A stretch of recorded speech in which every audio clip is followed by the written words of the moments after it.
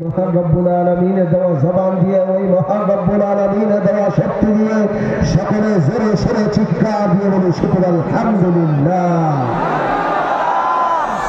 এই কোরআন তেলাওয়াত আপনাদের কেমন লাগতেছে? চলবে না বন্ধ করে দিব?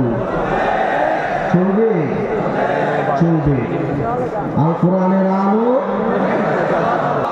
টেকনোলজি সোশ্যাল মিডিয়ার মাধ্যমে নয়, আপনার ছেলে সন্তানের জবানের মধ্যে কোরআন তেলাওয়াত বাজারের জন্য আজকে আমার বড় ভাই মাসুদুর রহমান সাহেবের ইন্তজামে এই মাহফিলের আয়োজন, ঠিক কিনা?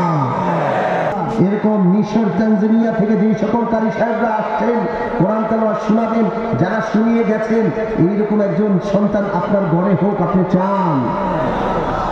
তাহলে সকলে হাত তুলে আল্লাহকে সাক্ষী রেখে লিল্লাহি তাকবীর।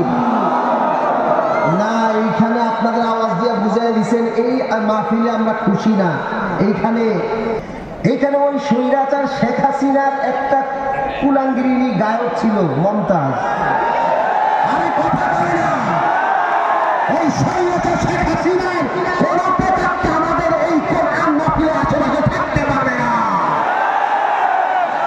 যারা আমাদের এই কোরআনকে রুদ্ধ করে দেওয়ার জন্য এই ১৬-১৭ বছর আইনটাকে জেলখানার মধ্যে ঢুকিয়ে জবাই করে গুলি করে মেরেছে, ঠিক কিনা? লিল্লাহি তাকবীর, লিল্লাহি তাকবীর। কোরআনের মহত্ব, বরত্ব, গুরুত্ব, তাৎপর্য